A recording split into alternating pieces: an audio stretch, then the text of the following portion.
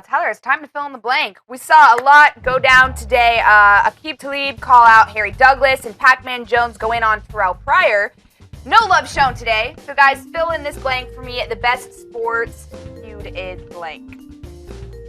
I think I'm really digging the Eric Dickerson-Jeff Fisher feud because Eric Dickerson is just smelling like roses right now. Jeff Fisher apparently got a 2-year contract extension.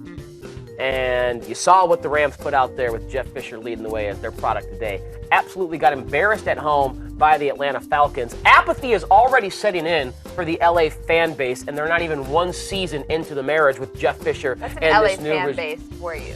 Well, if you win, they'll show up. Yeah. Jeff Fisher has not won ever with this Rams organization. Had a few good years with Tennessee when Steve McNair was his quarterback, I'll give you that. But 5 years now at the helm, has had all the time in the world, all the slack and leniency in the world from Stan Kroenke for some reason, but he's just not producing. This team is actually probably going to win less games than they did even the years right after he took over when the Rams had maybe the worst roster in the NFL. They actually have talent on this team now. The problem is the coaching is not there to take that talent to the next level.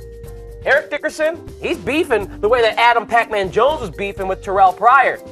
Pac-Man Jones said, my team won, I shut down Terrell Pryor. Eric Dickerson saying, Jeff Fisher's losing games. He's actually now tied for the most losses of any head coach in NFL history. He's going to own that dubious distinction by the time the season is over. But I like what Eric Dickerson is saying because keeping it real. He's keeping it real, speaking truth. And a lot of times it's on his radio show. What do you want to do? Lie? Yeah. The Rams suck. He's telling people in LA, hey, the Rams suck. Call in. Tell us what you think.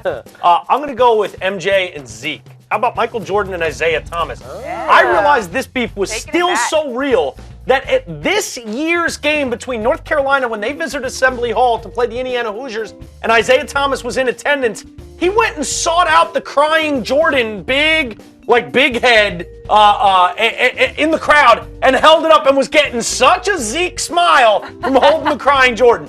I mean, this thing goes way back. You know Jordan thought Zeke was soft for kissing Magic on the cheek at center court. MJ keeping Zeke off the dream team.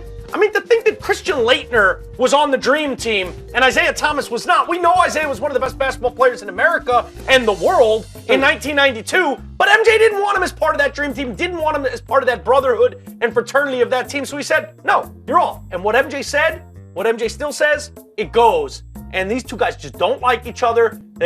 Obviously, the Bad Boys versus the Bulls all through the late 80s and early 90s was great basketball. So we saw it on the court. We saw it off the court. And the fact that I saw it rekindled with Isaiah visiting Indiana today in the current installment, that's how I knew this thing was real. We're still talking about decades-long feud. Yep. That you know it's real when you're still talking about it decades later.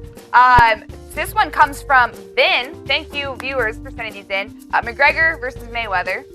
I gotta see it first. If it was to happen, that would be a... I gotta see it first. Yeah. And I don't think these guys don't like each other. They're filling each other's pockets. Yeah, exactly. They're helping each other out more than they're I'll scratch shooting. You are absolutely